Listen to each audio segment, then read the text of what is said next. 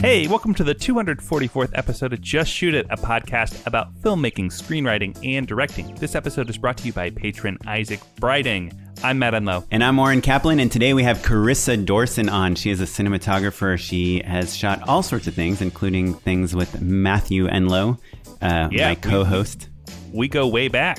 Carissa and I shot a bunch of college humor things together and beyond. Yeah, but now she has a new show with Lily Singh that she just shot. She's probably going to work on some other projects with her again in the future. She's done TV, film, commercials, everything, a lot of comedy stuff. She also has this like incredible website that I didn't even know about until the end of our interview, called funnypeopleseriousphotos.com, or potentially seriousphotosfunnypeople.com. It's one of those two. And it is it's really good. These awesome photographs that made me sad about my own portraits. Well, she shot them on a medium format camera and not her. Yeah, but pretty nice iPhone. Pretty nice iPhone. We just shoot it. And you know, I have a new camera. Talk about it in the unpaid endorsement. Oh my goodness. Can I tell you real quick about this cool feature of the Sony A7S III? So you can control it with your smartphone. So my wife every year is like upset with me that I didn't figure out a way to get like a family portrait of us for a New Year's card or a holiday card or something like that.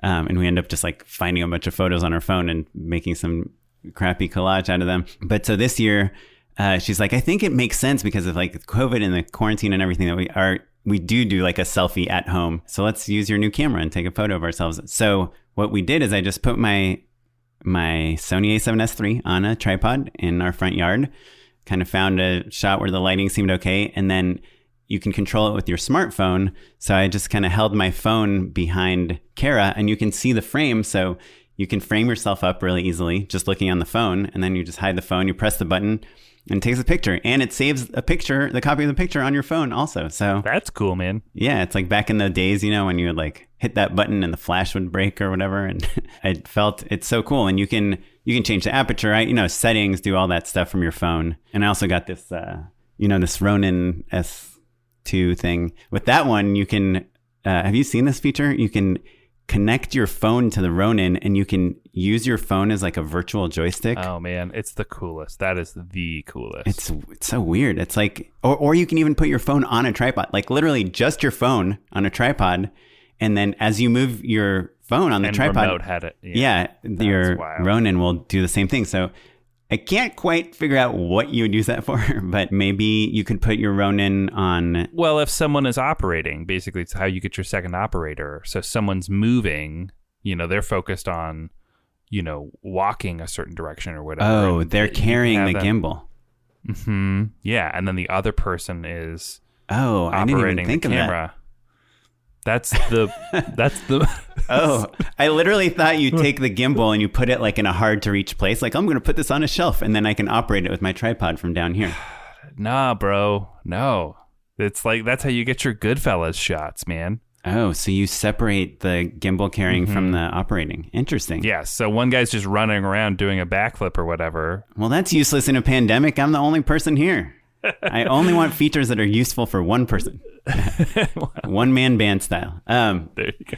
Anyway, I don't know how. We were talking about portraits and Carissa's awesome website and Carissa's awesome work. And I thought because we do get a lot of emails, and I know we talk about this a lot on the podcast, but I think it's worth mentioning like every 10 episodes or so, how we choose our guests, why we choose our guests. And I'd love to hear from our listeners if you would like for us to have a different variety of guests. So Carissa is a cinematographer. We primarily focus on directors because we're directors and we find that it's easy for us to talk to other directors because we can ask them really like nitty gritty, deep questions and compare with how we work. But yeah, I think our perspective is that we are directors on directing, right? So like I think when we started the show, there were maybe fewer people doing that sort of thing. And I think that as the show's grown, maybe we've broadened our horizons a little bit. But yeah, I think there is the question of directors on directors versus talking to the different people that we collaborate with on a regular basis. Right. So even if we talk to a cinematographer or a costume designer, we will talk to them in the guise of like how they interact with a director,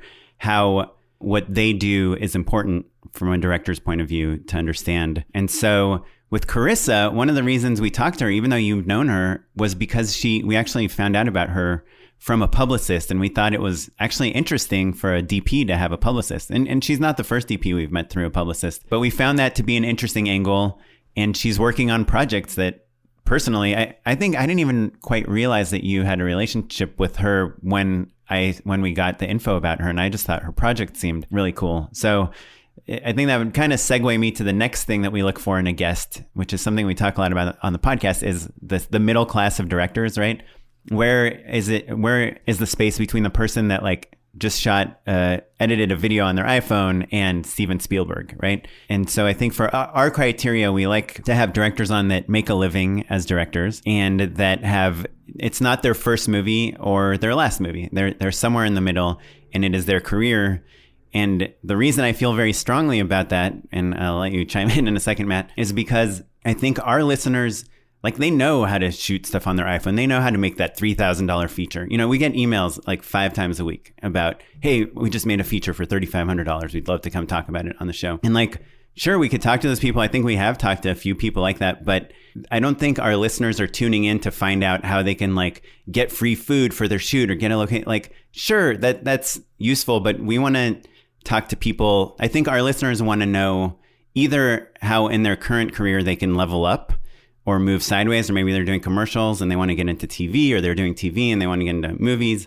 I think that's interesting to our listeners. And I also think knowing how to make money and have a sustainable career is interesting. So I want to bring them guests that are making money and have sustainable careers. I don't want to bring them someone that just did something for the first time unless they revolutionized filmmaking in such an interesting way. Yeah, that is applicable to everybody that's listening. I don't want to talk to the people that are just starting out or the people that are already so established. Like, I'd love to have Edgar Wright on, but for him to come and say like, well, we only had $40 million, so it was quite a stretch, is like, it's hard to connect to that, as a listener. Yeah. I think that there is an element of just like a slight aspirational part of this whole show where it's like, I think that we are looking for directors or just people in general who we would love to collaborate with or would love the careers of, but they're a half step away, or they're contemporaries, and it's just like, oh, this is something that's very interesting to us. I think the other thing, Oren, I tease you a lot about, like, you're constantly looking for the prescriptive, teachable moment, and I think that those are really valuable. But the other half of the whole thing is like, is the story interesting? Is this filmmaker's story interesting, and therefore will it generate teachable moments? And so, right, is it something we haven't heard before? Right. So the super, super, super micro story is a dime a dozen, and so is the Hollywood studio film. Maybe literally only a dozen at this point a year, but so it's that middle road where people are doing things that maybe we hadn't thought of, or like it's a unique perspective is what we're really looking for. Right. Well, if a first-time filmmaker or even a second-time filmmaker got a studio film, I think that would be interesting to us. We just had on the guys that did Palm Springs, which I think was their first kind of big project together. That's interesting to us because we love to dissect how they went from making things on their own, renting a camera and raising a few $1,000s on Kickstarter to make their short film, to making a film with a studio or with a big production company with, recognizable talent, with distribution. And so to us, that's the secret spot. So if you're a person that made a film and it's on Amazon Prime, because, any movie can be on Amazon Prime, or it's got, the entire cast and crew is like of a certain ethnicity or a certain ability or something that's interesting about the behind the scenes, but what you've made is not something that like people are interested in seeing from like a distribution standpoint, then you're probably like one step too early to come on our podcast. I don't mean to sound like a jerk, but like, we want, once you take your first thing and someone's like, oh, this is cool, like what could you do with a little bit more money, or what could you do with like a star attached, or what could you do with this piece of technology, that's when we would love to have you on the podcast, because we want to hear the story, the beginning, middle, and end of the story, not just the beginning of the story of your directing career. I mean, not the end either, but the end being that you've made it as into a sustainable career. Sure. Yeah, Act 1 of the trilogy of your career. The terrible irony of all of this, Oren, is that I have a very strong hunch that the only people who email us with the things that we have constantly described as the wrong way to pitch don't listen to the show, so they're not going to hear this part. Yeah, it could be. I guess the reason I want to talk about it is because, I'd love to hear our listeners' feedback. Like, is that what you like? I mean, the other thing, obviously, that we've been very conscious of is trying to diversify, like ages and genders and ethnicities and all that of our directors, and we have a certain group of people that we network with that we are trying to get out of, in order to kind of break that. And I think we've been semi-successful at that. So that's another big thing that we're trying to do, is bring a slate of diverse voices that are at the same time diverse, but also somehow plugged into a filmmaking network that's probably based in Los Angeles to some degree. So it's hard. That's the other thing we're looking for. But we'd love to hear from you if you like that. Do you want to hear from more indie filmmakers or people, kind of first-time filmmakers, or do you want to hear more from studio directors that are working on, huge movies? Because we get pitched kind of the gamut, and we usually try to stay right and take the middle lane of people that we think will help us and our listeners figure out what they should do with their career right now. Or if they've got a movie that is under the radar, but I think is going to pop. That's the other thing. Yeah. I mean, you can call a movie like Save Yourselves or something under the radar, but it does play at Sundance and have a big sale, Sure. But I don't think that people were talking about that film, for instance, until it came out. Right. But because I'm trying to keep tabs on. And also, there's a sensibility that I think we recognize as we're likely to be able to talk to those people. I think that we lean into comedy because you and I both love comedy so much. Yeah. And it can be a little we hate laughing and we cannot understand why people are into that stuff. Why are they doing this? They're ruining the movie. Shut up. Just to finish my thought on that, I do have a very big guilt about people emailing us a lot and us not responding to them. And because I don't know how to say, hey, you're not ready to be on the podcast yet in a nice way, or we've had too many people just like you on the podcast already. That seems like a mean thing to say. So if you email us and you want to be on the podcast and we have not responded to you, there's a reason that right now you're not kind of fitting into the type of guests we're looking for, but feel free to keep emailing us and keep talking to us and keep engaging with us, and don't be offended if we don't always respond, because sometimes it's hard for us to know. It's a little overwhelming. There's a lot of stuff to do. I'll leave you with this thought that I think I've said on the show before, but bears repeating. The programmer for Cucaloras, which is a very eclectic, very fun, up and coming, but still pretty prestigious festival. I remember seeing him on a panel once, and he said that in regards to getting accepted to festivals, programmers, it's like they're going to the grocery store and they're looking to make a specific meal. They've got a recipe in mind. You don't go to the grocery store and buy all the food, and that doesn't have any bearing on whether or not the food is good or bad. You're trying to make a specific thing. Like if you're making eggplant parmesan, you don't pick up a top sirloin. Right? Yeah. So there you go. I think that's the other thing. It's it doesn't have anything to do with whether or not your movie is good or whether or not you would be really interesting. It's just that we're trying to kind of, craft something. So if you have insight into what we are doing right or what we are doing wrong and the sort of guests that you'd like to learn more from, drop us a line at justshootitpod@gmail.com or on Twitter. Yeah, and try to do it in a way where you're not pitching yourself as the guest. That's a good move. But, you can have somebody else pitch you, and we will never know. Well, cool. Before we talk to Carissa, I'm dying to know, Matt, what have you been working on lately? So a few weeks ago, I finished a draft on a screenplay. I'm pretty excited about it. And I did a table read. I was getting a lot of notes on it. And then I was also working on a lookbook that you've seen a little bit as well. And so I was in this funny position where I was getting close to feeling pretty good about it. I was making tweaks and all of that stuff. I was in the noodling phase, let's say. Right. There's not big, heavy lifting to do in terms of writing on either the lookbook or on the screenplay. And so I was kind of struck with this question of, without any external deadlines, how do I know when I'm done? Because I could work on it for forever. right?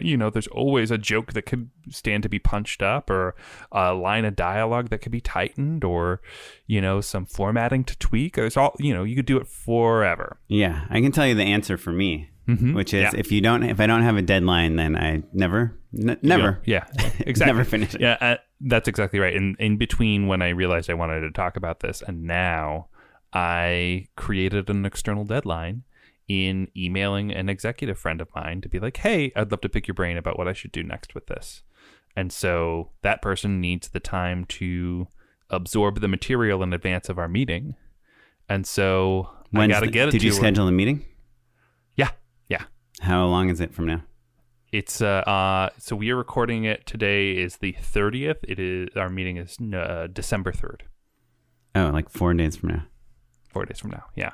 But remember, it's like 100 pages plus a 35-page deck. So you're sending her the whole script, the lookbook.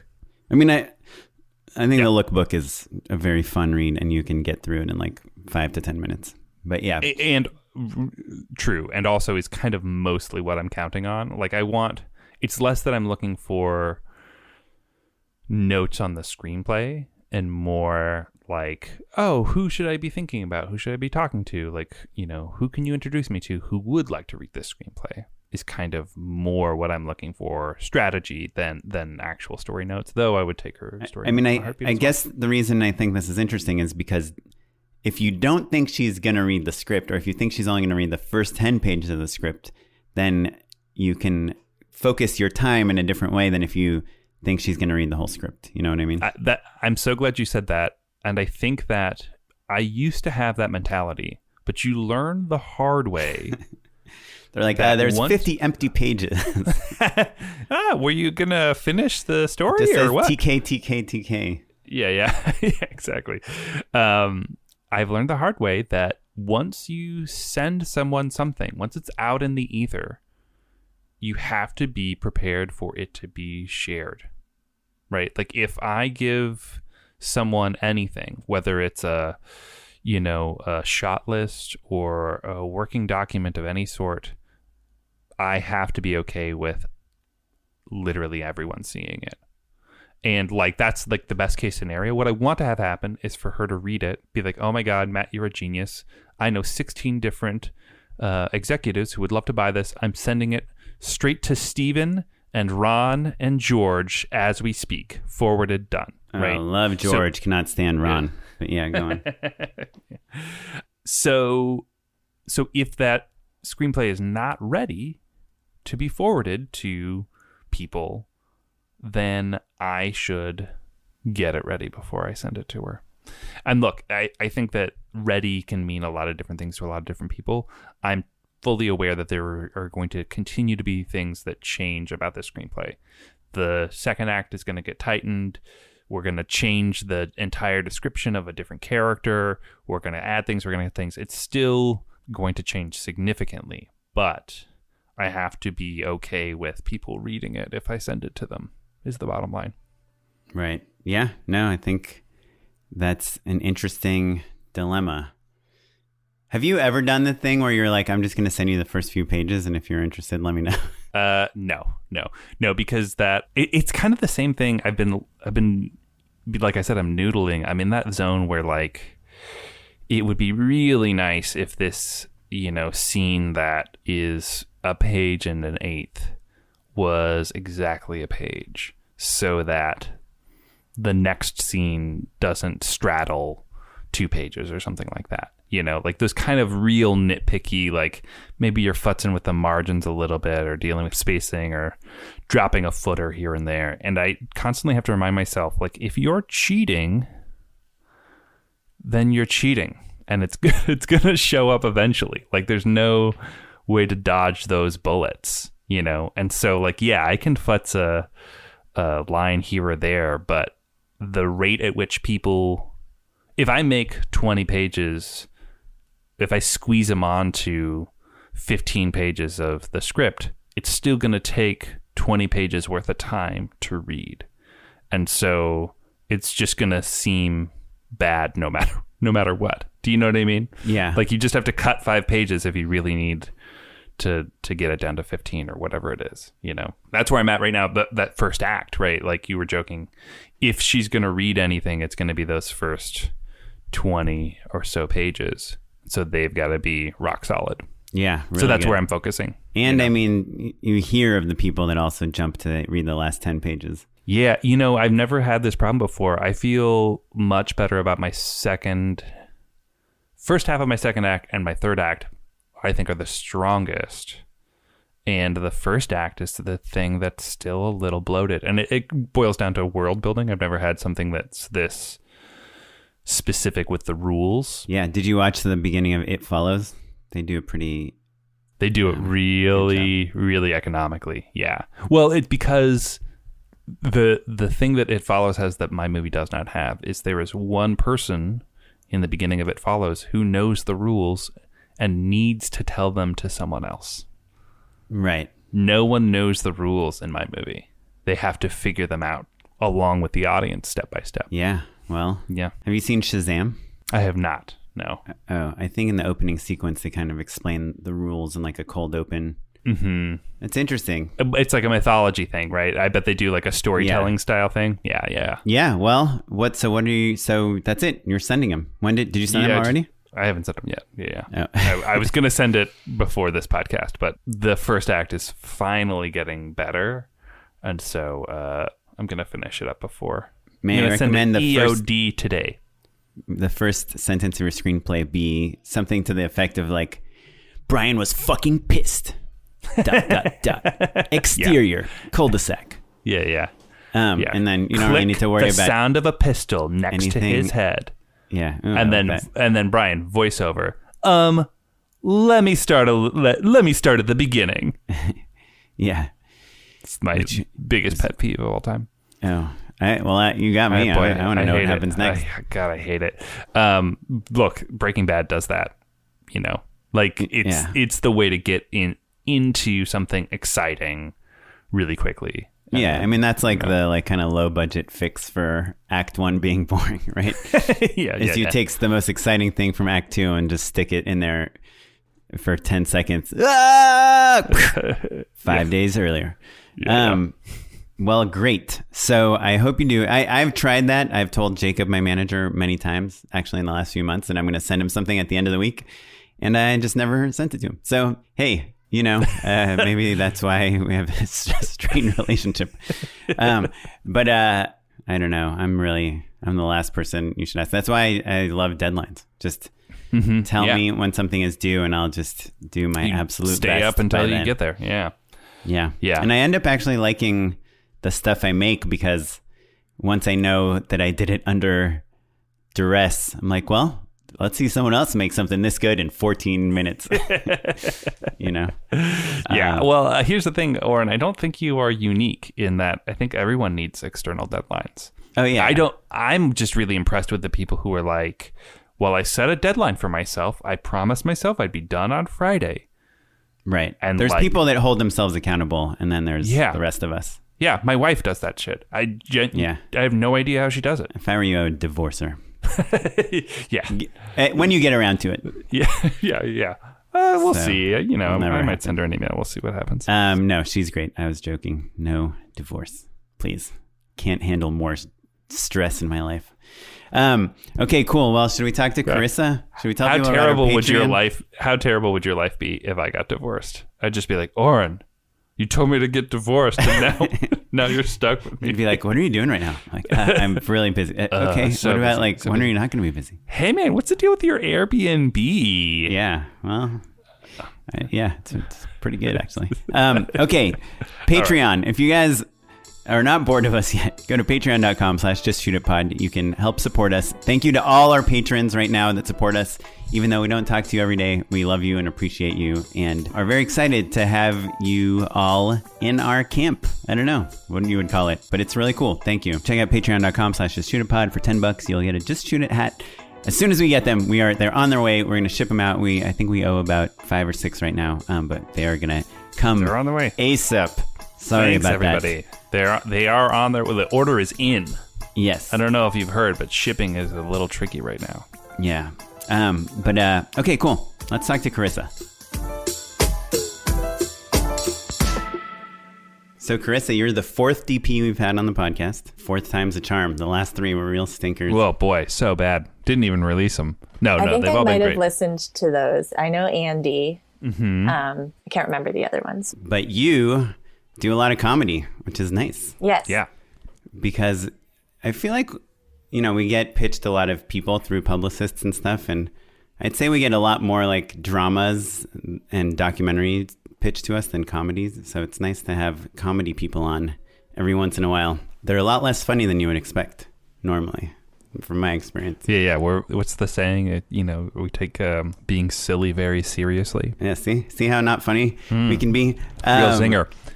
So I guess the reason I brought that up is because obviously you've worked with Matt and we've been in the same circles for a long time. But the reason that you're on the podcast is we actually heard from your publicist because you are doing a publicity tour right now as a cinematographer. And we thought that was really interesting. Can you tell us why, as a cinematographer, you would hire a publicist and how you came up with the idea to do that? Yeah, that makes it sound so fancy, my publicist on my tour.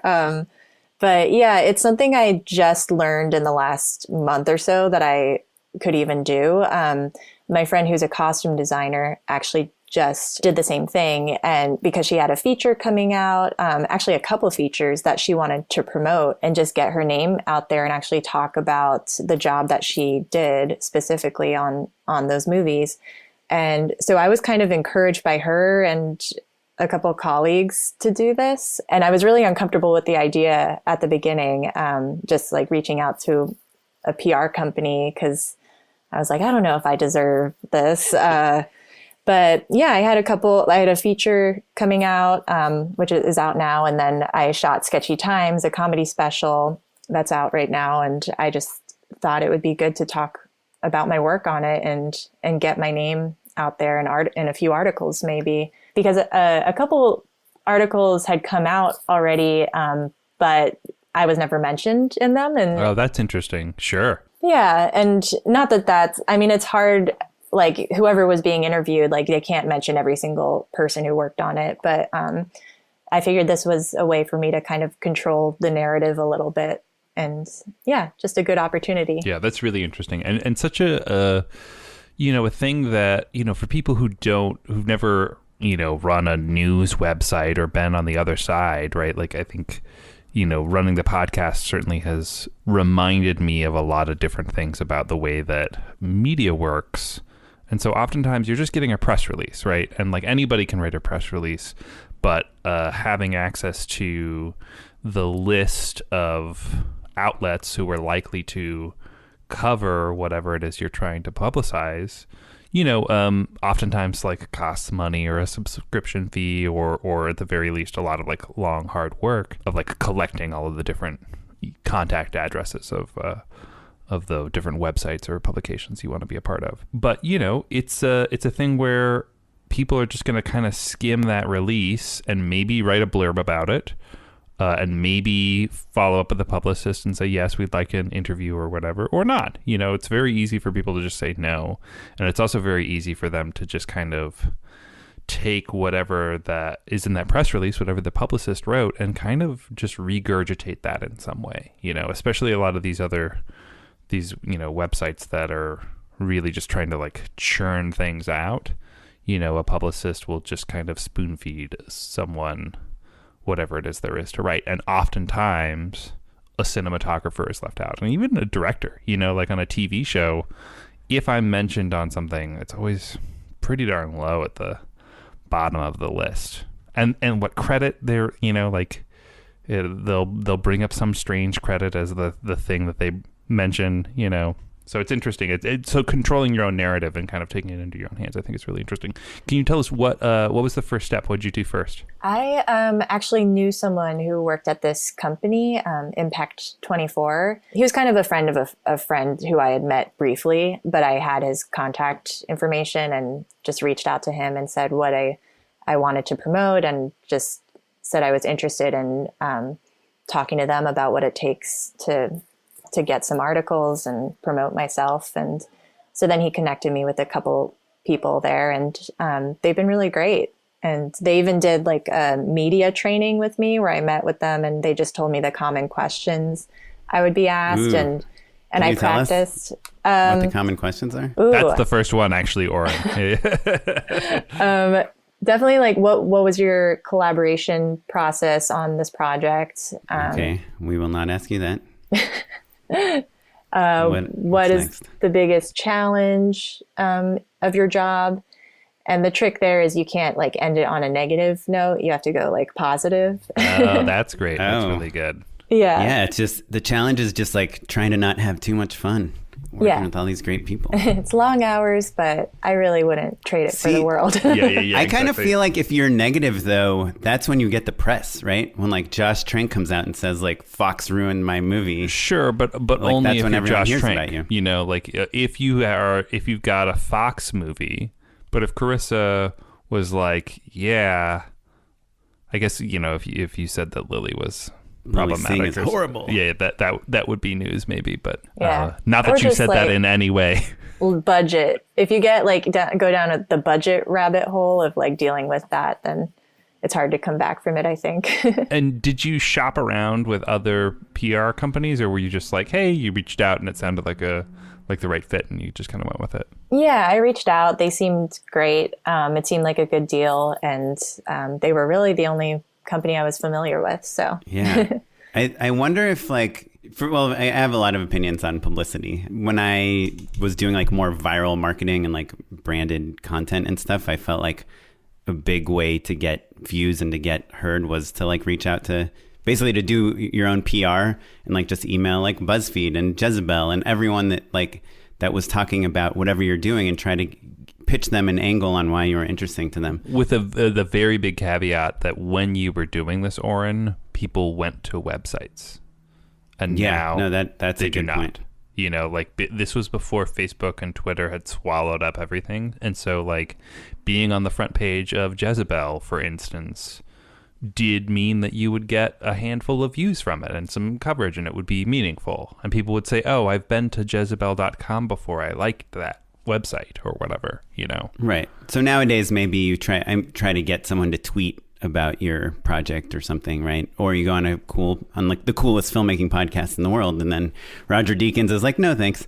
And then you go and just shoot it. Yeah, but I think as someone who like kind of, I guess, cares a lot about PR, I feel like press releases seem to be pretty pointless. Like that's pretty much how you get on Deadline and maybe the Hollywood Reporter or whatever, but that's like the only thing that you get out of them. Well, just for people who are thinking of maybe doing their own press, the point to me of a press release is for all of the things that anyone who ever wants to write an article about Carissa could need are right there.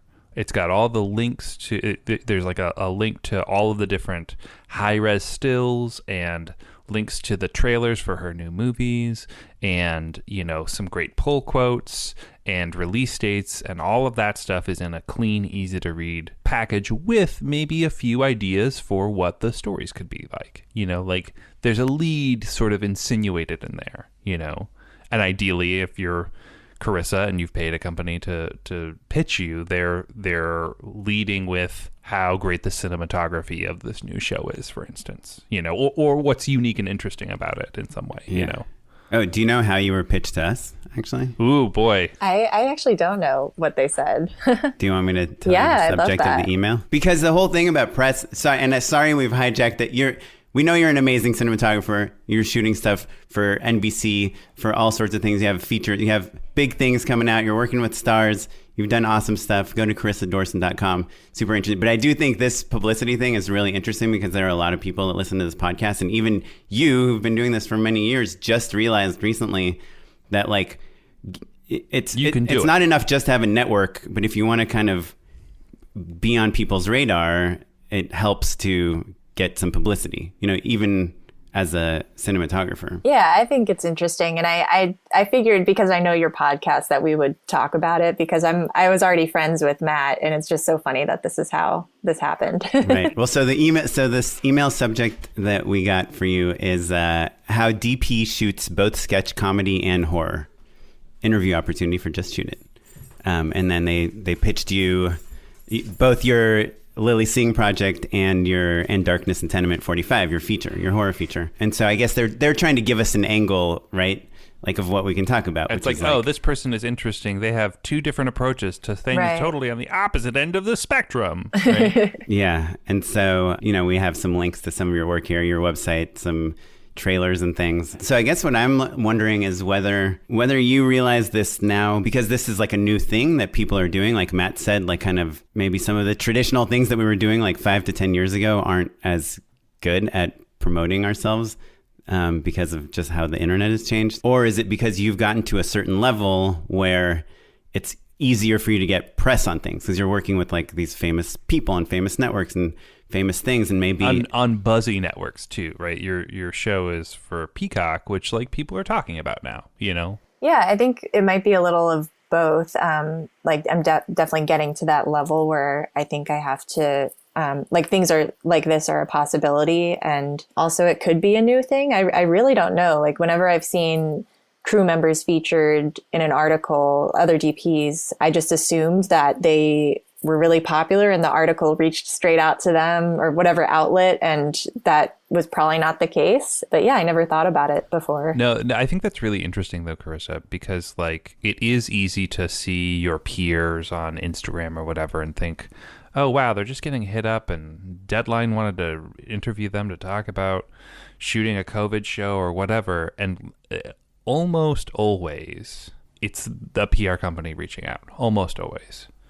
And I think that sometimes people are, if they are writing a very specific profile, maybe they're reaching out directly to someone or putting it out into the world that they're searching for a specific archetype that they're trying to get to. But oftentimes, I think in this sort of media landscape, it is PR. Oren, I derailed you a little bit, but I think you were going to make a point about PR, though, that is pertinent. And that's that if a news outlet is just getting blasted with something generic, it's easy to ignore it, right? But what I think you're oftentimes paying a PR company for is their personal relationships, right? Them saying, hey guys, or hey writer, I know that we've worked together before on these things. Good to hear. I'm reaching out because I think that you would like the thing that I have to talk about now, basically. And so it's funny that, your PR company couldn't have known that we've known each other for years, but like, that's the reason we said yes. Do you know what I mean? And so I think that for people, we've talked about this on the show before, but for people at home who are like, well, I don't know any journalists, I think the other move is you can say, hey, I noticed that you wrote about X, Y, and Z, and my film is very similar to them in these ways. And I thought that you were so thoughtful about writing about horror films or whatever that I thought I should reach out because I'm a huge fan. Like that's the way that you lead, and then the press releases just all of the meat and potatoes of what they need to know should they want to actually write about you. Yeah, the other thing with the publicists is they have a relationship with studios, so they will like talk to NBC or whoever and make sure that they're on the same page. Oh, that's very interesting. Sure. Yeah. Oh, that's cool. Like promoting shows together. Yeah, I guess not to be redundant or something. But yeah, that was another question of mine because I'm like, is this okay? Like that I'm doing this but I guess they make sure with the studio that it's all that what they're doing is cool. That's really interesting though. And a thing that maybe if you're doing a one-off short or a viral video or something like that, we never had to worry about. But like when you're shooting a network show, Deadline can't be like, hey, we've been pitched 16 different Lily stories right now. Like, what's the deal, guys? Right? Like PR is a little bit about control as well, right? Like who gets the exclusive, who learns what, when, what information is available to the public. And the higher up you go, the more coveted that information is. That's interesting. Yeah, I guess the other interesting thing that I've been thinking about a lot lately, I've been like posting some breakdowns of my videos and things and like behind the scenes stuff. And I think I heard this on another podcast, but it seems like as a DP, there's kind of 3 ways that you could get a job, right? One is, someone recommends you, like the networking thing, it's probably like the most likely way you get a job. 2 is you worked on something that somebody saw and they loved and they found out who shot it, right? And they reach out to that person and it's you. And then 3, which is, I think, kind of this I do think is a newer thing, is as we're like promoting ourselves and going on podcasts and, you know, posting breakdowns and behind the scenes things on Instagram, like we're showing people like how we work and how we think about things and how we approach things. And I think more and more people are interested in that. Like when we had Benedict Spencer Benedict, whatever his name is, on the podcast, he was talking. He doesn't listen to the podcast. It's fine, Matt. Don't worry. You never know. He was talking about these awesome lookbooks that they made for End of the Effing World and like how they chose lenses, and he sent it to us. And like me just talking to him about his process made me want to work. I mean, I was a fan of like what the show looked like, but I was like, wow, imagine working with this DP. Like they're so interested in like what lenses say and framing. And I even like the next commercial I did right after that, I like basically copied the way they framed their stuff because I wanted it to kind of have that. He called it putting the camera inside the conversation, basically never shooting overs, just shooting kind of clean center locked, bang on center. He had some sort of British term for it. So I think like by a DP going on podcasts, doing articles, talking, and going beyond the like, tell us about the collaboration. I mean, I don't know. I guess that question encompasses everything, your whole process. But I do think it's fun to hear how artists like costume designers and cinematographers and writers and directors like work and how they think and how they approach things. And that would make someone excited to hire you. Yeah. So maybe on that note, maybe we should talk a little bit about how you work and what you do. Yeah, I hear a lot of directors listen to this. So yeah, there you go. There you go. So Carissa, one of the things that you are promoting is a new show, Sketchy Times with Lily Singh. I'm so glad that it's not called Skitty Times. YouTubers love to call sketches skits, and it drives me friggin' nuts. But that's just me being a snob. Sketchy Times, which Lily plays every single character, and you know, it was shot.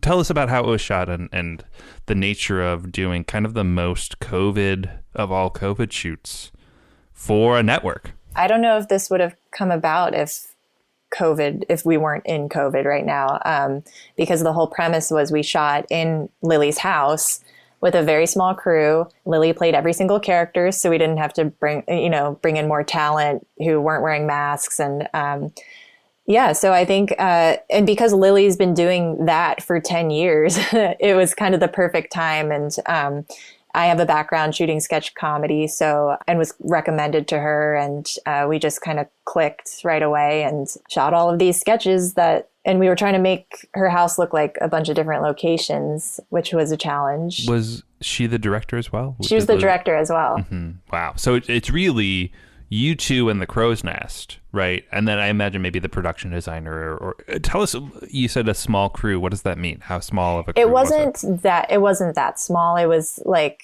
it was small for an NBC show. So I would say there were about 25 people there, and 10 of us were inside the house. And the others were kind of in another zone.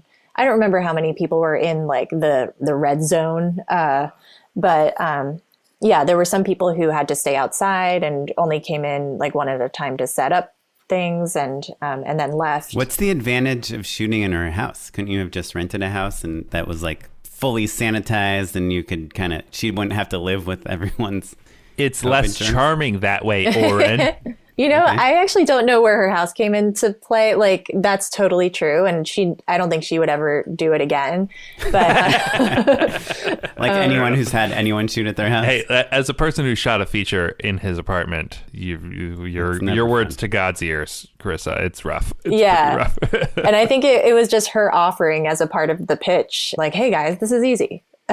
Well, and there is, I was teasing, but there is something really charming about it, right? Like, especially now that she has quote unquote graduated, she's like, she's a big star.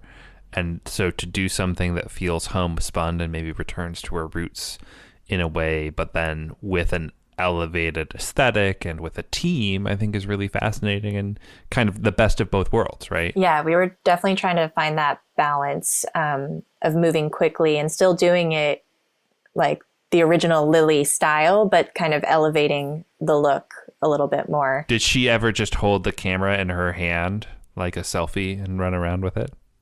No, obviously not. But she wishes she could, I bet, every once in a while. Well, can you tell? It was a union show, right? I'm assuming. Oh, that's an interesting topic.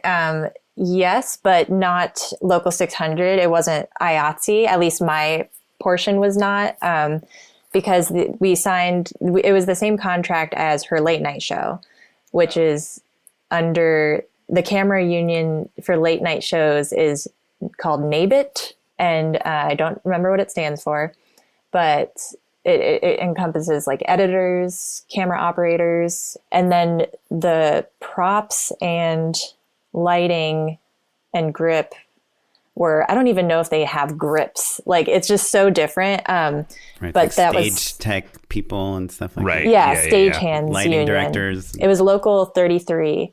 So yeah, it was really interesting. So I had Local 33 people lighting for me, and they just had never done on location lighting before.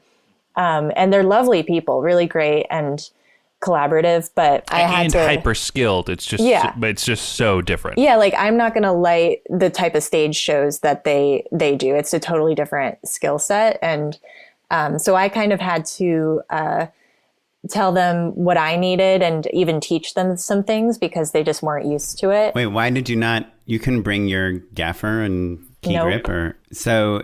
Was it? It's interesting to me that they would bring a new DP just for this show, but not anyone else on the crew. Was it mostly like her crew from her late night show? It was a lot of you? people from her late night show. I think the people who were in that union, basically props, G&E, and we kind of mix and match. There were new people and there were some people from her late night show. And also she really handpicked people whenever she could that she had a longstanding relationship with, like our sound mixer / boom operator. He usually works on her videos, like her YouTube videos. And he's really great. Anthony Nguyen. And a few other people. There's a guy who normally shoots her YouTube videos as well. And he came on as a PA. And so she really wanted to like keep that group. And I thought that was really nice. Yeah, I think it's so cool, like when people can bring their team along, even if it kind of maybe changes or morphs in some way. But yeah, I think just to kind of clarify for people at home, the difference between late night and variety show and talk shows are sometimes in strange little slightly different universes in terms of both union rules, but also skill sets and what they need to do. And so I remember when I was doing stuff on the Warner lot, there were situations where I wouldn't be allowed to I would be allowed to direct in one stage and not another, depending on like literally like, a different door. If I walk through a doorway, all of a sudden I have to hand it off to a person who's, a technical director or something much like less that. talented than you. Yeah.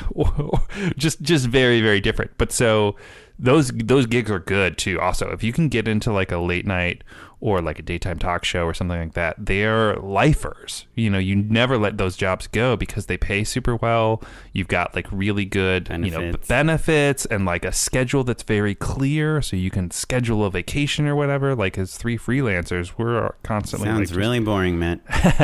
But if you're sending your kids to private school or whatever, you just chill and then hopefully retire on that show. But as a result, I think you're cut from a different cloth than, say, a person who has been in the trenches running around shooting College Humor and Funny or Die videos for the last decade.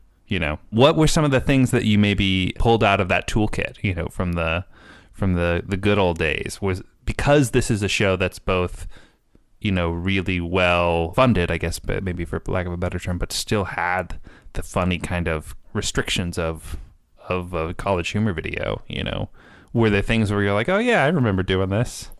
I mean, she definitely Lily loves the style of just handheld, doing snap zooms on a line, whip pans. Like she loves that kind of comedic style. So it felt kind of like a hardly working like we used to do at College Humor. You're like, where's Amir? Basically. Yeah.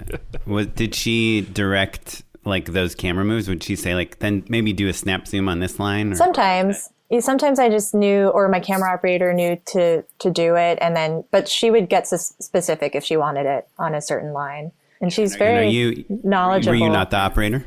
I was one of the operators. I was A cam and I had a B cam operator as well. Oh, cool. What did you guys shoot on? We shot on Sony FX9 cameras. Have you used those? They're like the next... People love them, right? Like people are really stoked on them. They're great. It's like the same full frame sensor almost as the Sony Venice. But it's more of like an E&G style, like the FS7. And the thing I loved the most about it was I could switch between a full frame sensor and a Super 35 sensor. And I kind of did it depending on the style of the sketch. Like if we were going for a more shallow depth of field, I would go with the full frame sensor, which sort of brought the characters out from the background and gave it a more cinematic look. And it was also just convenient because we stayed on one zoom lens per camera for the whole shoot, and it basically doubled our focal lengths, which, we just had to move so quickly. So you mean like when you're cropping to more of a Super 35 sensor size, your lens is effectively, your field of view is getting smaller, so it's like you're on a longer zoom lens. Yeah, that's right. So you would do that in the same scene. Like you're like, oh, let's do the wide shot on a 24 full frame, and let's do the like tight shot on a 200 but cropped, so it's like a 300, so it's like an extreme close-up. Yeah, sometimes I would switch during a sketch, or sometimes that was just the style of the whole sketch. Like we did a Love Island parody, which was more of like a reality, long lens catching people. So we shot that all Super 35, which gave us longer lenses. But yeah, my wide lens was a 28 to 80, which is not very wide if you're Super 35, but on full frame, that's equivalent to like almost a 14. Right. What lenses did you use? Zeiss compact zooms. Oh, cool. Which they're compatible with full frame. They cover full frame. I love those easy lenses. The Ingenue. Yeah, the Ingenue. Me too. They're kind of cheap, I think, but I love them. Like, I mean, I don't know. My DP owns a couple, and he's always like trying to tell me to use other more expensive lenses, but I'm like, they're so compact, and they look so good. I've actually looked at buying those before, but every time I'm like, no. If you buy those, I'll hire you instead of him. There you go. Yeah, they're really fun. So I think I realized why the whole thing is shot from her house. It's so that NBC could say, in a one-woman late-night special shot entirely from her home during quarantine. That's what I'm saying. That's the sales pitch, man. It's a PR thing, but you have 40 people at her home. Like, why does it matter? Yeah, because it's more charming that way. You know, it's just like, obviously she's not holding an iPhone and doing all of these sketches, but once upon a time she was, and I think that it's fun to like reincorporate some of that fan base, or even like people who didn't know her then because they were too young, but now kind of like are familiar with that sort of worldview and want to see something more like that from a creator with that voice, basically. And it did feel like we were stretched really thin. It was really funny at times just what we were working with art-wise. Like we shot what was supposed to be in a CVS, and we did it in her garage, and they had like one stand for chips or candies. Right. And I was like, okay. Where am I supposed to point the camera? Yeah. I'm watching the trailer right now. It looks like a store. Yeah. Yeah. That's what I'm saying. I'm proud of what we accomplished. Listen, do you have to shoot Saturday Night Live? No. Is half of it pre-taped sketches? Yes. But it's more charming to say it's live. Yeah. Well, so I guess I'm curious. So you have a 10-person crew kind of in the house. You have more people outside the house. And you know that you are kind of making a premium elevated YouTube sketch type of show. Like, how do you... So we talked about the handheld cameras and like some zooms and things like that. But how do you approach the lighting to make it feel premium, make it at NBC level, but also not stray too far away? It's not like you have 18Ks coming in on condors through the window. Or do you? And we just don't know. Yeah. No, how do you approach the lighting? I think our biggest light was an M18. Which is a big light. Okay. That's a big light. Yeah, but we still ran it off of house power. Like that's the biggest you can go without getting a generator, because they were very adamant against a generator. I guess for fire reasons, or I don't know. But yeah, so it was pretty small, but we had lights to work with. And our approach was kind of getting lights upstairs and getting lights downstairs and just having them ready and pre-lighting. We had multiple sketches to shoot a day, so just pre-lighting ahead of time. And I like really, soft, big sources. So just trying to bring in grid and diffusion in front of the lights to make it look pretty.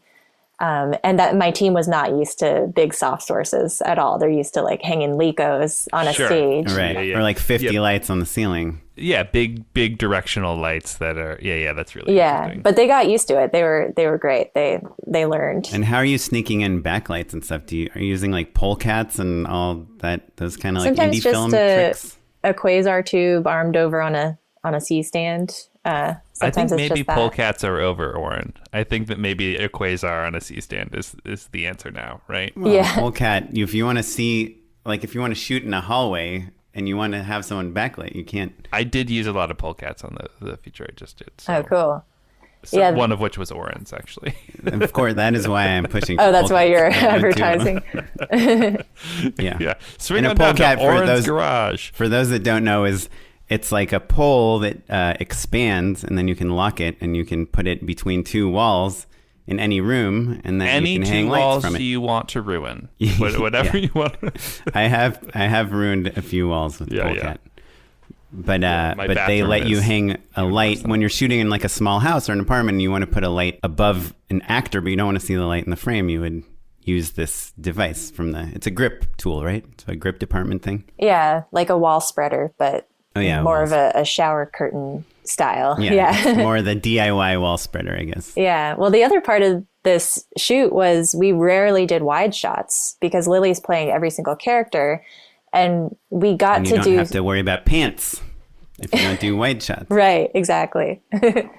How did you approach that, though? I'm curious to learn, how do you establish location and style and tone?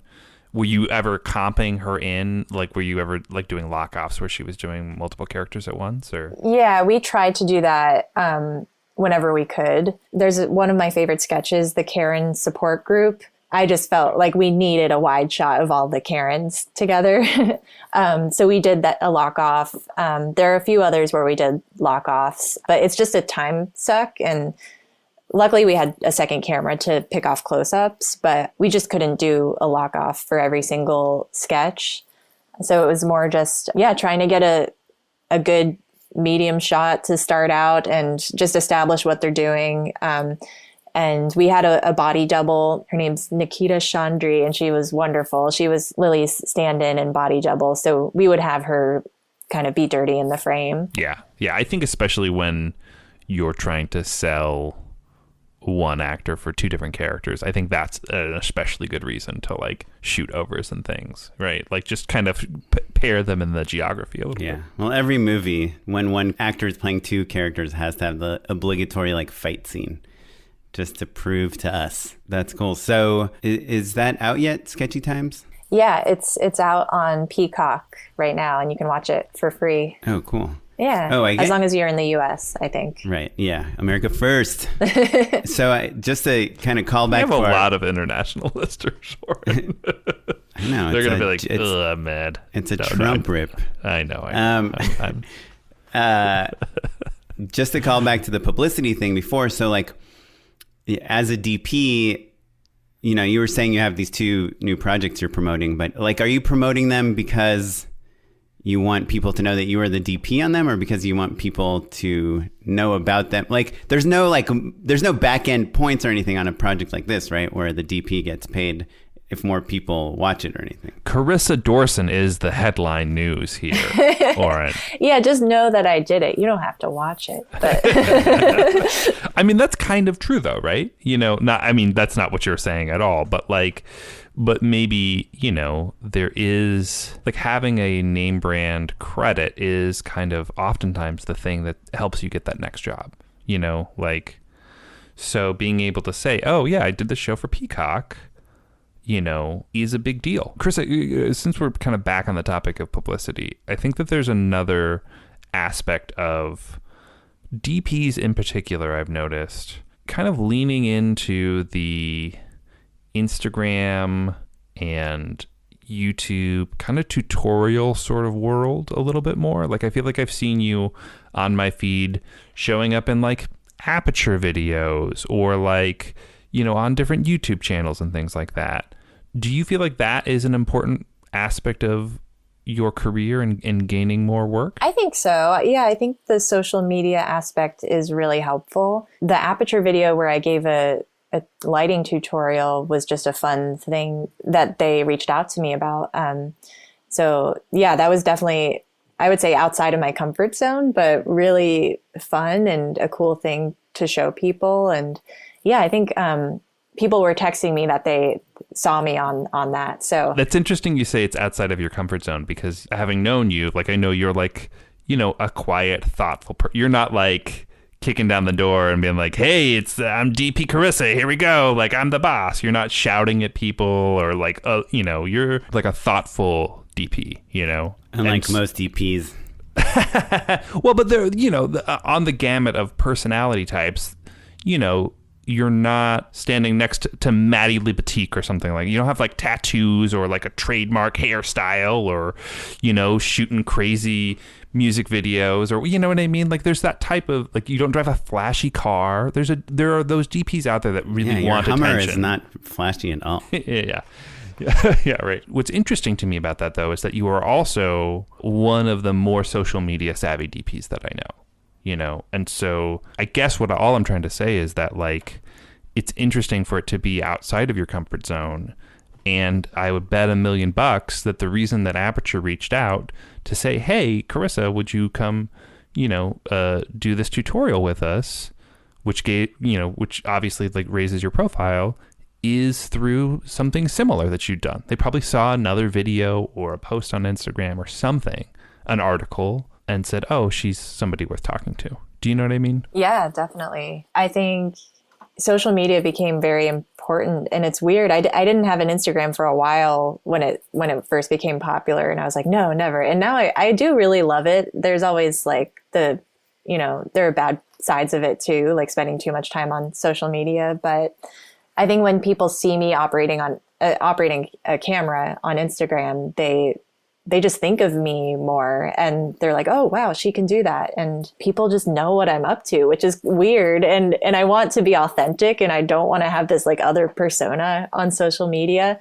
but it is helpful for my job. So that's definitely a new thing that's happened in the last few years. Yeah, so interesting. You know, it made me think of another project of yours that I know kind of opened some cool doors for you. Do you want to talk real quickly about, help me with the proper title, Serious Photos of Funny People? Yeah. Funny People, Serious Photos. Tell us what was that project, you know, and what was kind of the ultimate result of it? Yeah, years ago, I think I started it in 2014. I'm really into photography, as you would guess. And, but it's just a thing that I've tried to do on the side personally for a long time. And I wanted to get better at taking portraits of people. And I realized I just knew so many comedians through working for College Humor. And I was also within the UCB community, the Upright Citizens Brigade Theater.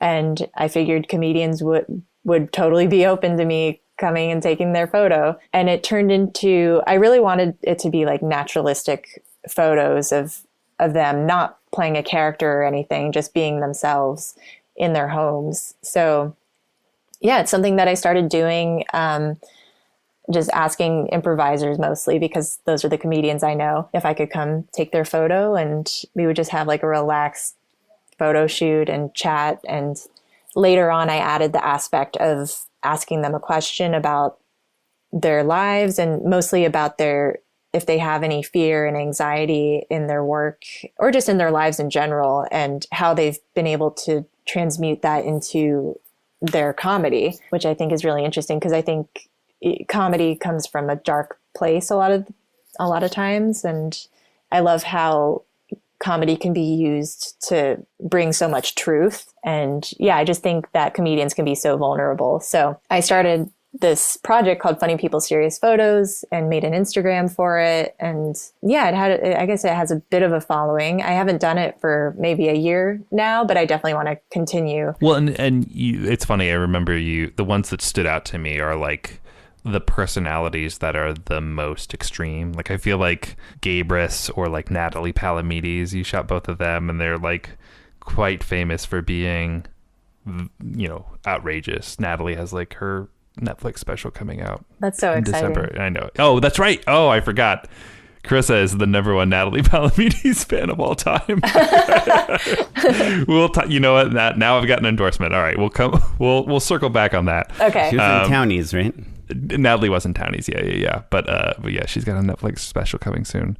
Not to tip my endorsement, but yeah. So I think it's really interesting to see like people who were like really, you know, high energy, so quiet, and there was kind of like you know, again, an unexpected sort of benefit from it, right? Like you ended up going to Just for Laughs to do these portraits, right? Tell us a little bit about that. Yeah, somebody found, somebody who works for Just for Laughs, the comedy festival, found my series and then asked me to come do the same photos, but at the festival, I think as part of their marketing or social media, which was really fun. It was different being outside of their homes, but yeah, I tried to make the most of it and got to meet a lot of comedians. And I think from doing that photo series, I definitely got work just because I met and interacted with so many more comedians. Or like Madeline Walter, I knew her from a College Humor sketch, but then I went and spent some time with her at her apartment and just talked. I mean, all of these people are so lovely. Getting to hang out with them was a great part of it. But I think after that, Madeline asked me to shoot her web series. This was a long time ago, but I don't think something like that would have come about without doing this. This is awesome. I had no idea that you made this. These photos are amazing. And yeah, so many great people on here. I think also like there's something about once you get a couple going, you know, I'm sure other people were like, oh, it'd be cool if Carissa took my photo. You know, like, yeah, it's a little bit of that to it, you know. So the photo on this website of you it looks like a medium format camera. Is that what you used to take all these portraits? Yeah, that's what I used. Really? For every single one? Yep. Even the Just for Laughs ones? Every single one. Yeah. Oh, man. What a bummer. Why is that a bummer? Because these are great portraits, and you're like, I wonder if I could take a portrait like that. And then you're like, oh, well, she shot on a medium format camera. So, you know, I'm doing that with myself because medium format, like the film, I was scanning the negatives myself, and it just was such a process. And sometimes the photos didn't come out the way I wanted, and it was on film, so I didn't know. And yeah, I'm almost making the like switch to digital, or maybe I can buy like a $13,000 digital medium format camera. like a but Hasselblad. We'll see. I do like, I love film, and it almost feels pretentious that I only want to do that project on film. But well, I think it's, you know, you're taking things seriously, right? Yeah, that's true.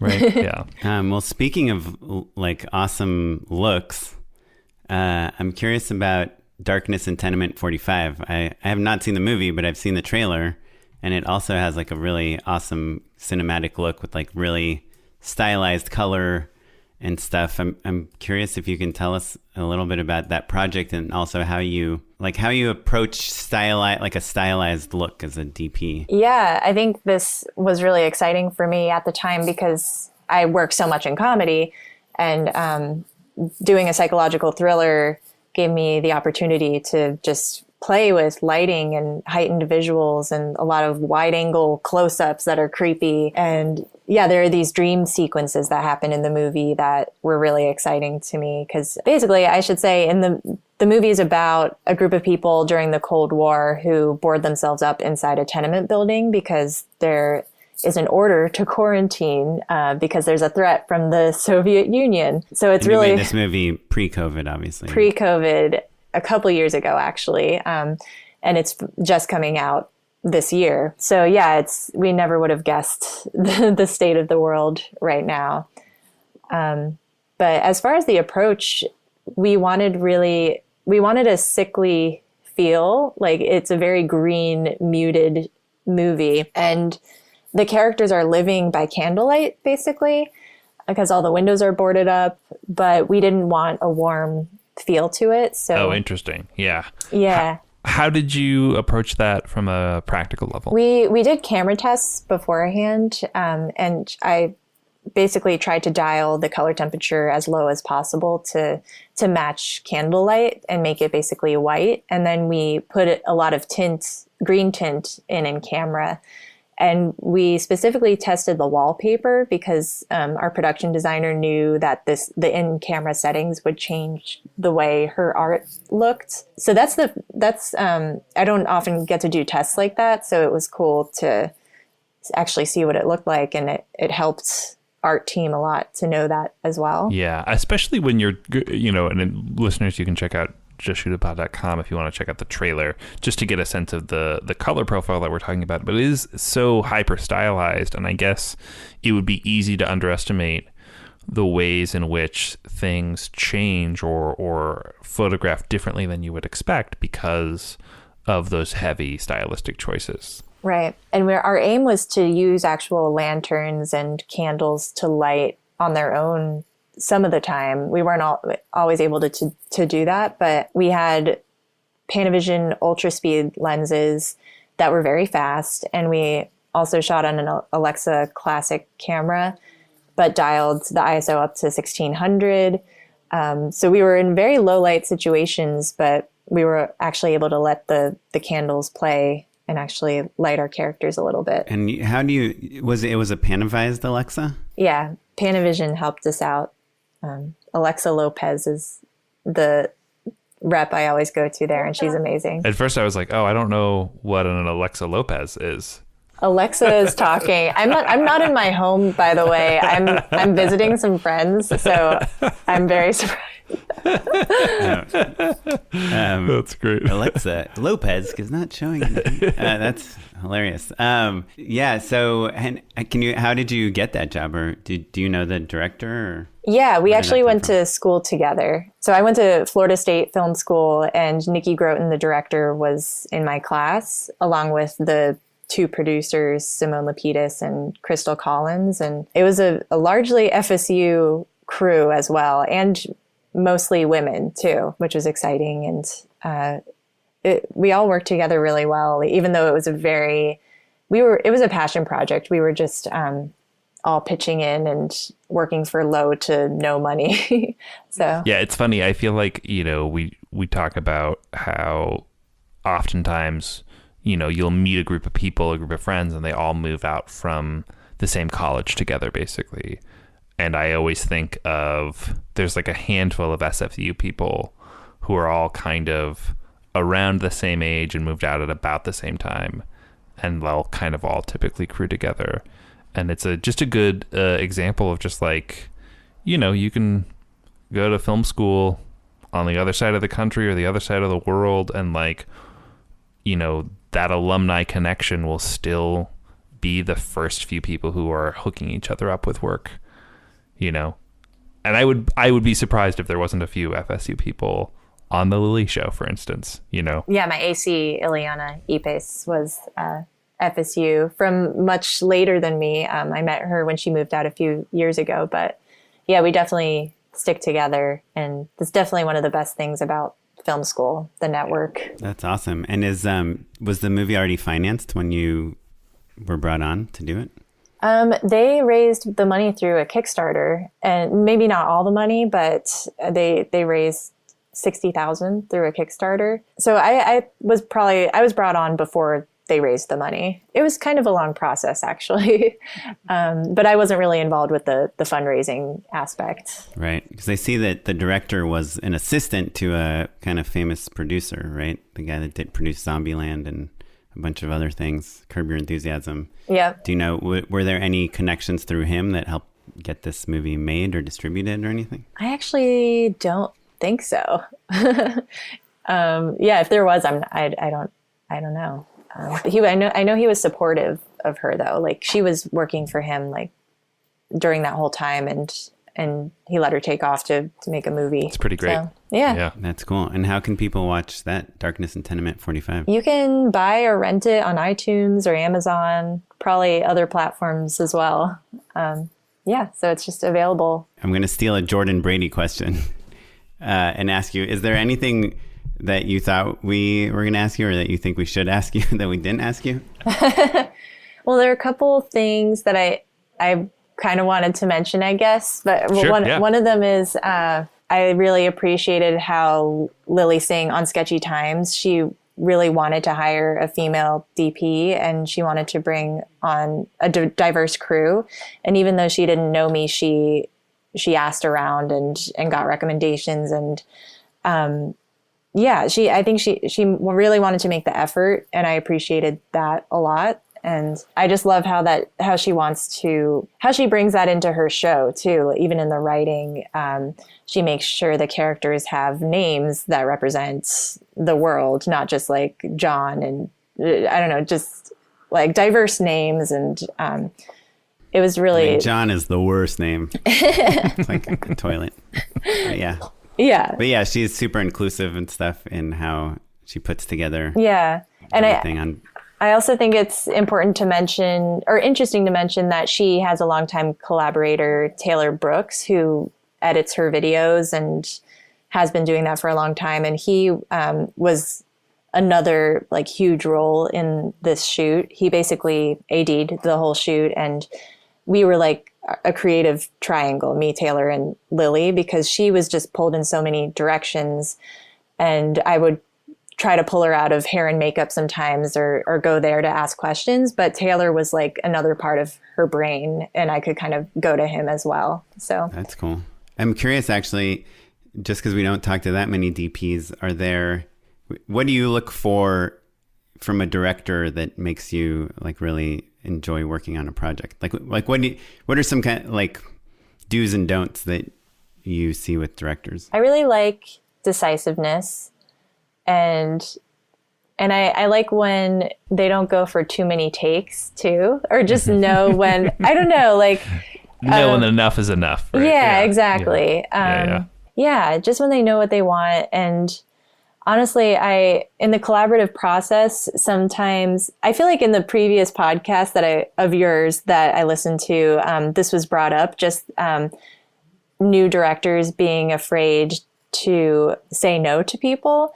But sometimes I like being told no. Like sometimes I bring up an idea to a director and I don't mind being told no, because it brings me closer to seeing their vision, because they're my boss at the end of the day, and I'm just trying to execute their vision. So I really enjoy the collaborative process. And if they challenge me on a few things, then I think that'll make a better product. Ooh, that's a really good tip. Yeah. And Oren loves that answer. No, I do. Well, because I think like another way to think of what you're saying is, you know, especially with the lead up of the decisiveness, is like there's a lot of directors, especially newer directors, that aren't very decisive and are like, yeah, let's just set up a medium shot, but they don't. Or trying to be nice, right? Like nice doesn't help anybody. In this case, you know, there's a rude way to say no and there's a polite way to say no. But like you're saying, just like be clear.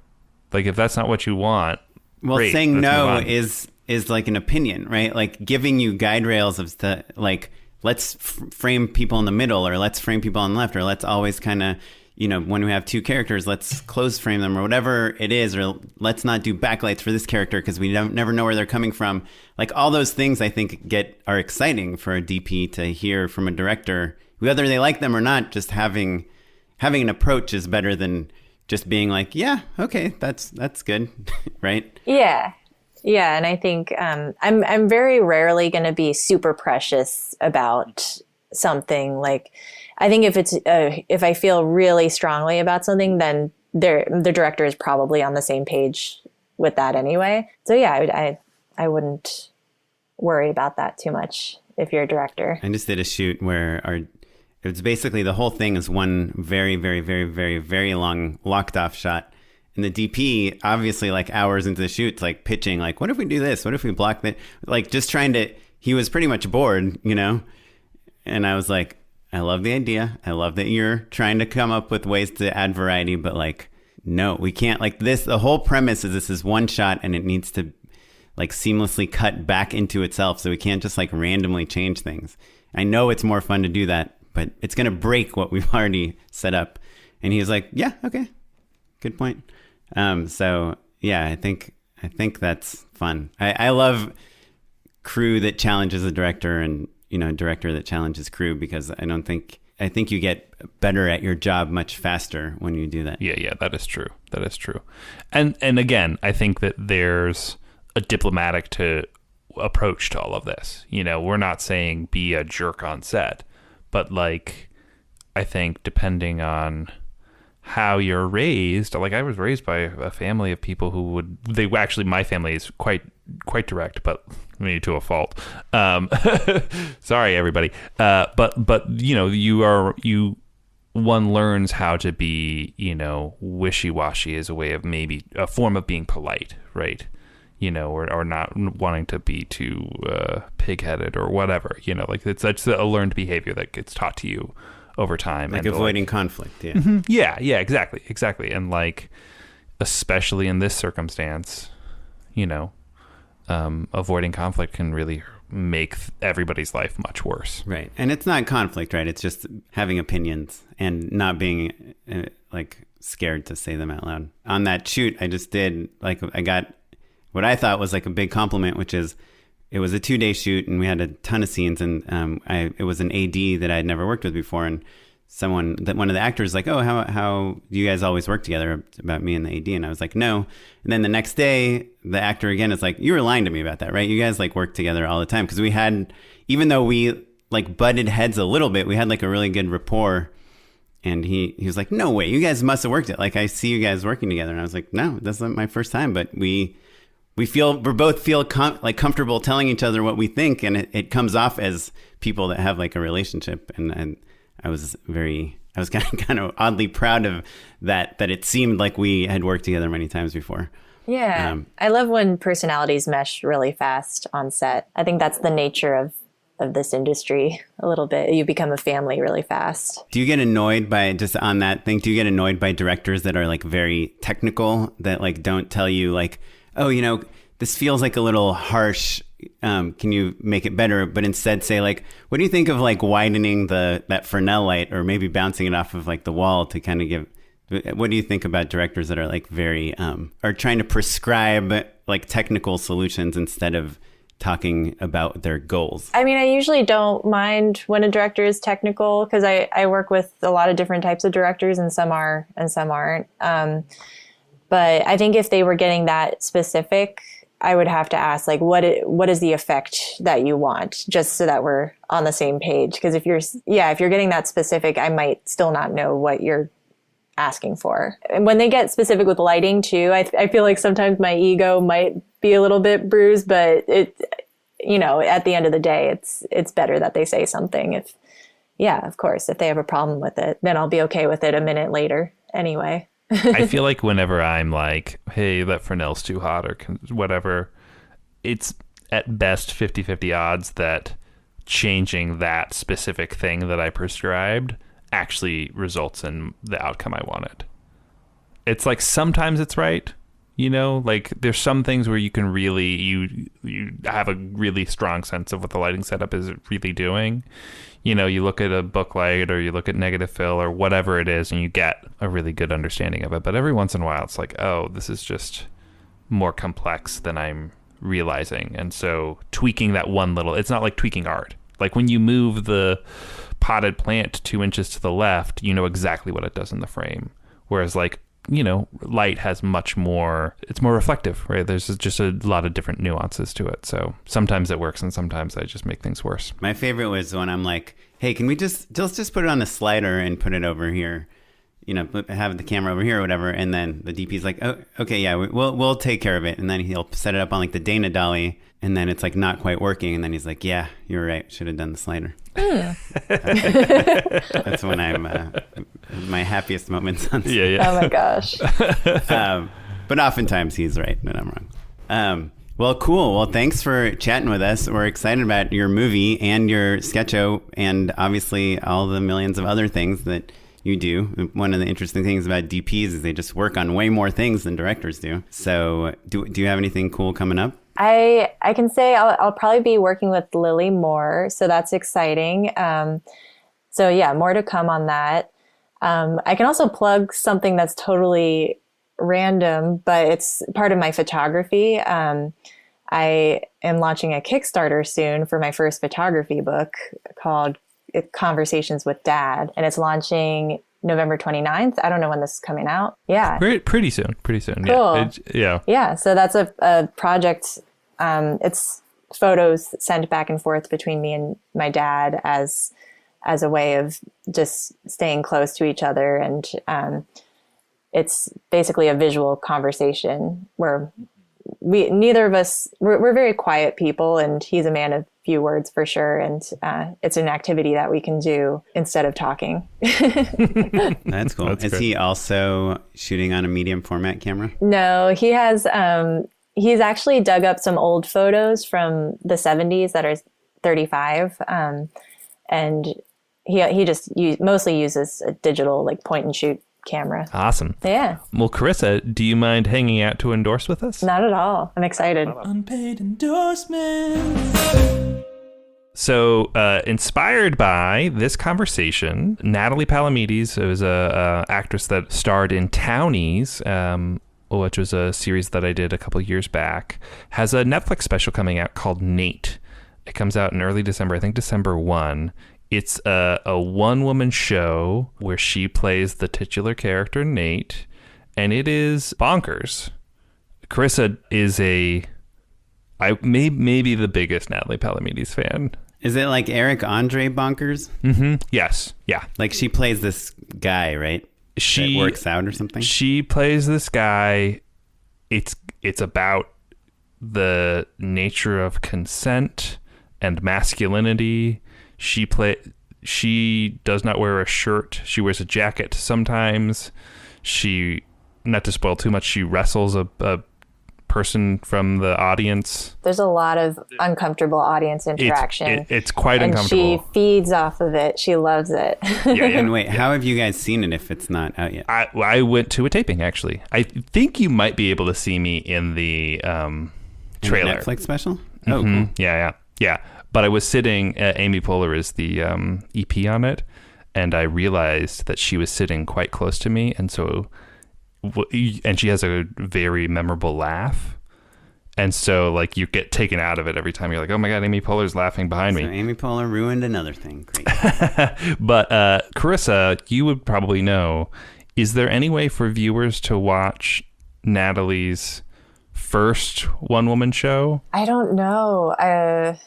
I don't think it's available anywhere. What was it called? Laid.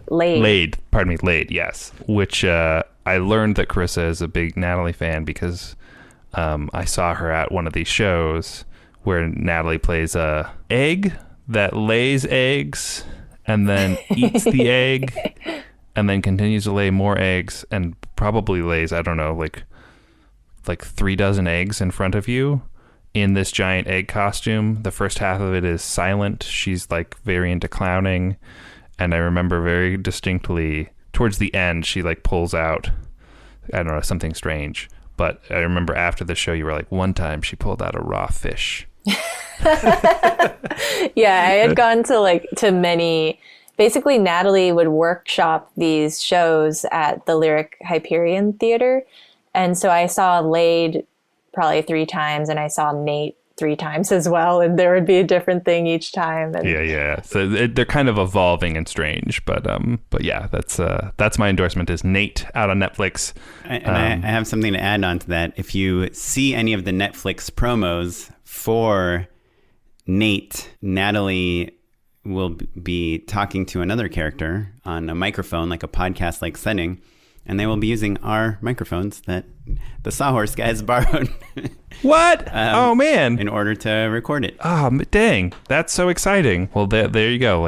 What a small world. We are all connected. But yeah, it is not for the faint of heart. Maybe watch the trailer first and then decide if you want to go in for it. But if it looks good to you, it is worth your time. It's really interesting. It's funny and strange and wild all at once. Yeah. So that's my endorsement. Carissa, what you got? So I think the one I like the best is I want to endorse taking classes in general, but also, so I take classes at LA Center of Photography, and I have been for a few years just to kind of stay creative, and it keeps me accountable making personal work when I'm not working, and the community is so great. And now that they do Zoom classes, you can kind of access teachers that don't live in LA. And like I just took a self-portraiture class, and the teacher was based in New York. And she was actually, I was familiar with her work. Her name's Jennifer McClure. And I really love her self-portrait work, and I got to take a class with her. Anything we can see of my work? Yeah. I think I posted I posted a couple self-portraits on Instagram at CL Dorson. But yeah, I think like most of them, I'm probably saving for a project in the far future. We'll see. And I also thought I was going to be a poet during quarantine when I wasn't working at all. And I took a poetry class taught by Megan Falley, who's an amazing poet. And I think the great thing about doing something creative that's not what you do, like, it's just so freeing and there's no pressure. Like, I never claimed I was a poet, so I'm not going to take feedback hard. So it's just a very freeing thing. And I feel like it just makes you a more well-rounded artist, and doing stuff like that's outside of your comfort zone, I think is really healthy and fun. So taking classes. Awesome. That's an awesome endorsement. Where was the what was the name of the photography school one more time? Los Angeles Center of Photography. Cool. Yeah, we'll definitely check that out. I love that idea. I especially because I think we're in a world where self-teaching is very common and really great, but the accountability of it all, like having someone building a structure for you and laying things out and having homework and I think that's really helpful. I think that's really great. Well, I guess I'm going to endorse something that's so dumb to endorse. I finally got this freaking back-ordered camera, the Sony A7S III that I know everyone's been talking about forever, and I was on the fence about whether I should get it. And it's awesome. I mean, I know everyone knows this, but I'm curious about, because Carissa, I think you were maybe the first person I knew who had, was it a Mark 1 or a Mark 2? I had the A7R2. R2. Yeah. Yeah. Which is just older. I got it when it came out in 2015. Yeah. Shot a lot of short films on it. Yeah. So how do you feel about the A7S III? It's not to shed on Oren's endorsement. Yeah, no, I think they're all great. The S2, the S, I've shot with the A7 III a lot. Like if I wanted to do gimbal work, like with a little gimbal, those are great because the autofocus is great if you don't want to deal with a bigger rig. And I'm sure the A7S III has even more features, but I'm not even following all the changes. Yeah. Oren, what are you excited about? Why are you excited about this camera? Well, so the last time I bought a new camera was in 2008. It was a Canon 5D Mark II, and we've talked a lot about this. Usually we're shooting with like Alexa or Red or whatever the camera is that, I guess I shoot on Alexa a lot, but I don't own an Alexa, and it's always like on a job. And if I'm ever just have an idea and I want to shoot a test or I want to pitch on something, I'm like, oh, it would be cool. We can do this transition or that transition. I'm usually just shooting it on my iPhone or trying to shoot it on my 5D. But like Carissa said, nothing is ever in focus on these freaking large, format lenses, because the 5D has like a tiny monitor, a tiny screen.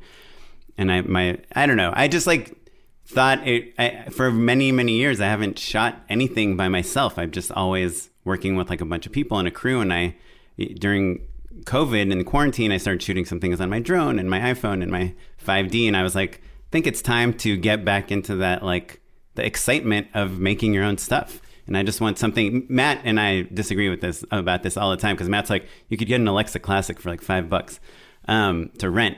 But I don't want to rent a camera package. I want to have something in my closet. I also got the Ronin S2, like the stabilizer, the gimbal, and a little sound package.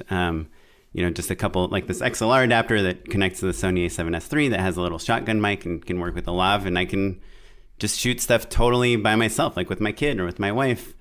And that's what this camera is for. It's not to shoot like a spec commercial or like work on maybe it is. Also, we have a listener, Nathan Blackwell, that's also a director, and he's shot all these Nike spots that look amazing. And I was like, what'd you shoot on? Is this like 35 or IMAX or what is it? He's like, oh no, I just shoot on a Sony A7S II. I just like mess around with the color a lot. all low light stuff. And so it's just so insane, the low light stuff. You could just go out in the middle of the night and shoot with this camera, and it looks awesome. And it shoots 240 frames per second, and it shoots a 10-bit 422 color. It's awesome, and it's tiny. It's way smaller than my Canon. You can just kind of carry it around your neck, and it has a built-in stabilizer. Has actually pretty good in-camera audio also. It has a flip-out screen, so if you ever want to shoot yourself, which is always like a problem I've had, with my 5D, like I could never frame things because I couldn't see what I was framing. So anyway, super excited about it. Now I just spent way too much money on a new camera package, so I better shoot some stuff. Time to shoot some stuff, Oren. It's kind of like how you say about taking classes, like you're kind of accountable to some spending money. And so part of it is like, just like having my camera package in my closet. And of course, we know we can all shoot things on our phone, but I feel like you could actually shoot something that you could show an agency or show someone and be like, this is the idea, or here's like a short film or something. So I'm very excited about it. Very exciting. Very exciting. Awesome. Well, Carissa, thank you so much for hopping on the horn with us. Where can listeners keep up with you and learn more about what you're up to? Mostly just Instagram at CLDorson or CarissaDorson.com. There you go. Perfect. Well, if you want to check out all the things that we talked about on the show, you can go to justshootitpod.com. You can follow us across all social media at justshootitpod if you want to be updated on the things that we are doing, the things that people that we are talking to, shows coming out, reminding you of old shows that maybe are pertinent to your interests currently. We're doing a super good job of updating things and keeping things fresh, and reminding you of all the fun things that we're doing. So Just Shoot It Pod. Thanks to our social media manager. That's right. Shout out Derek. Thanks, buddy. And you can follow me at Mr. Matt Enlow. And I'm on Instagram at OKaplan. I'm on Twitter at SmiteyPyleg. And you can also email us questions at justshootitpod@gmail.com. This episode was edited by Sarah Weirda. Our social media manager is Derek Aiello. Our webmaster is Ewan Williams. And you're listening to music from the Free Music Archive and the artist Jahzzar. And we'll catch you next time. Thanks, everyone. Bye. Bye.